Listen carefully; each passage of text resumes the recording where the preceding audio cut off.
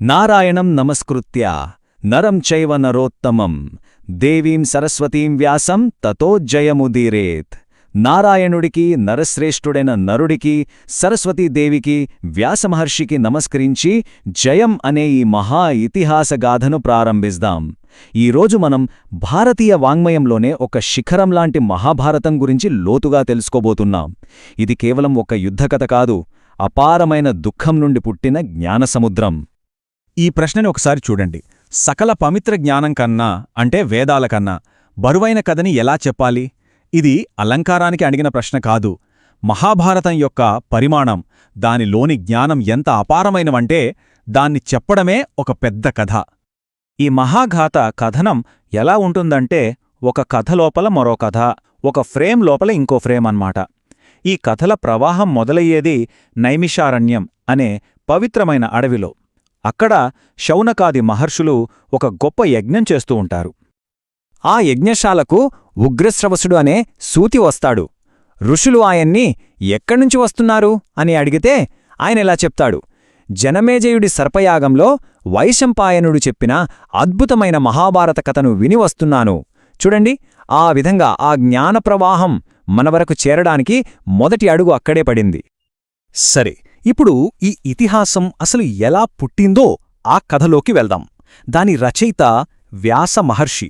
ఆయన తన మనసులో ఒక అపారమైన కావ్యాన్ని సృష్టించారు. కాని దాన్ని రాయడానికి, గ్రంథస్థం చేయడానికి ఒక పెద్ద సవాలు ఎదురైంది. వ్యాసుడి మనసులో ఇతిహాసం మొత్తం సిద్ధంగా ఉంది. కాని అంత వేగంగా, అంత లోతుగా అర్థం చేసుకుని రాయగలవారెవరు? ఈ మహత్కార్యానికి ఎవరు సరిపోతారు? అప్పుడు స్వయంగా సృష్టికర్త అయిన బ్రహ్మదేవుడే వ్యాసుడికి ఒక దారి చూపించాడు. నీ లేఖకుడిగా ఉండటానికి వినాయకుణ్ణి స్మరించు. ఇది నిజంగా ఒక అద్భుతమైన ఒప్పందం కదా. గణపతేమో వేగాన్ని కోరుకున్నాడు, వ్యాసుడేమో గ్రహణశక్తిని కోరాడు. ఈ ఒప్పందం వల్ల ఒక అద్భుతం జరిగింది.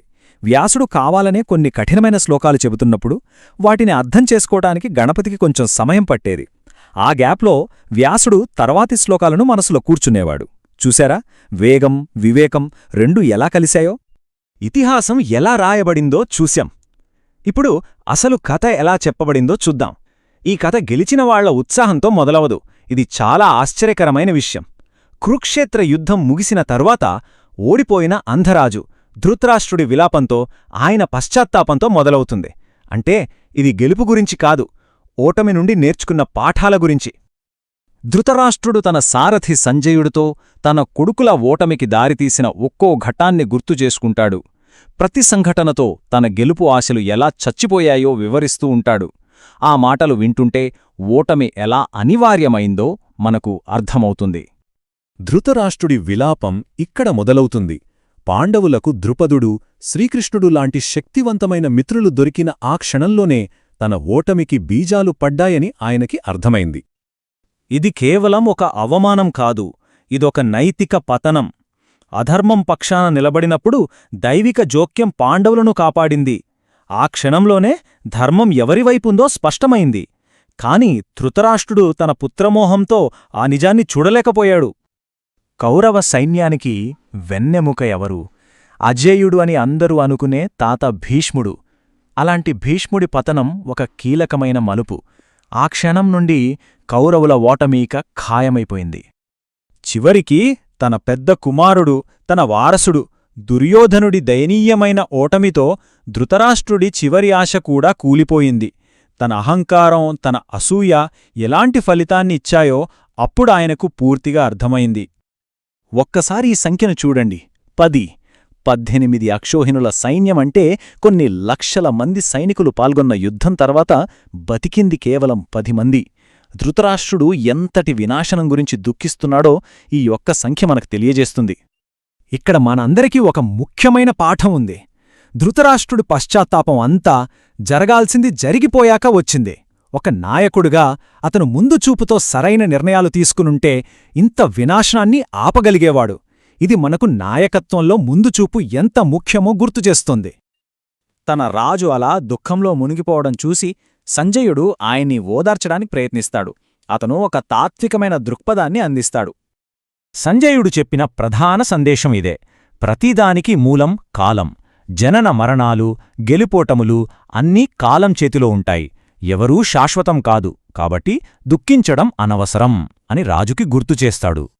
తన మాటను బలపరచడానికి సంజయుడు గతంలో జీవించి మరణించిన ఎందరో గొప్ప రాజుల పేర్లను చెప్తాడు.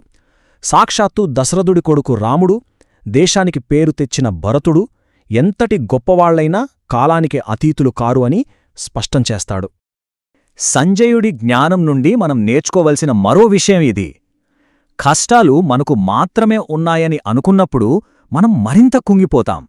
కాని నష్టమనేది మానవ అనుభవంలో ఒక భాగమని, అది అందరికీ వస్తుందని గ్రహించినప్పుడు దాన్ని ఎదుర్కొనే బలం మనకు లభిస్తోంది. ఇక ముగింపుకు వస్తున్నాం. ఈ ఇతిహాసం తన ప్రాముఖ్యతను తానే ఎలా ప్రకటించుకుంటుందో చూద్దాం. అసలు దాని పేరులోనే దాని గొప్పతనం దాగి ఉంది. పురాణాల్లో ఒక కథ ఉంది. దేవతలు ఒక త్రాసులో ఒకవైపు 4 వేదాలను, మరోవైపు ఈ ఇతిహాసాన్ని పెట్టి తూకం వేశారట. అప్పుడు దీనిలోని జ్ఞానం, లోతు కారణంగా మహాభారతం ఉన్నవైపే త్రాసు మొగ్గింది. ఆ సంఘటన వల్లే దీనికి మహాభారతం అనే పేరు వచ్చిందని అంటారు. మహా అంటే గొప్పది, భార అంటే బరువైనది. ఇది అక్షరాల బరువు కాదు, జ్ఞానం యొక్క బరువు. అందుకే సాంప్రదాయంగా ఒక నమ్మకం ఉంది. ఈ ఇతిహాసాన్ని వినడం లేదా చదవడం ద్వారా పాపాలు తొలగిపోయి ఒకరు పవిత్రులవుతారని అంటారు. ఎందుకంటే ఇది కేవలం రాజుల కథ కాదు, ఇది ధర్మం మరియు సత్యం యొక్క అన్వేషణ. ఆసక్తికరంగా ఈ ఇతిహాసానికి ఉన్న అసలు పేరు జయం, అంటే విజయం అనే అర్థం. ఇంతటి నష్టం, విలాపంతో మొదలైన కథకు జయం అని పేరు పెట్టడం ఎంత శక్తివంతమైన విషయమో ఆలోచించండి. ఈ విశ్లేషణను ఈ ఆలోచింపజేసే ప్రశ్నతో ముగిద్దాం. విజయం, ఓటమి, ఆనందం, దుఃఖం ఇవన్నీ ఎలా ముడిపడి ఉన్నాయో మహాభారతం మనకు చూపిస్తుంది. బహుశా నిజమైన విజయం యుద్ధంలో గెలవడం కాదు, నష్టం నుండి జ్ఞానాన్ని పొందడంలోనే ఉందేమో.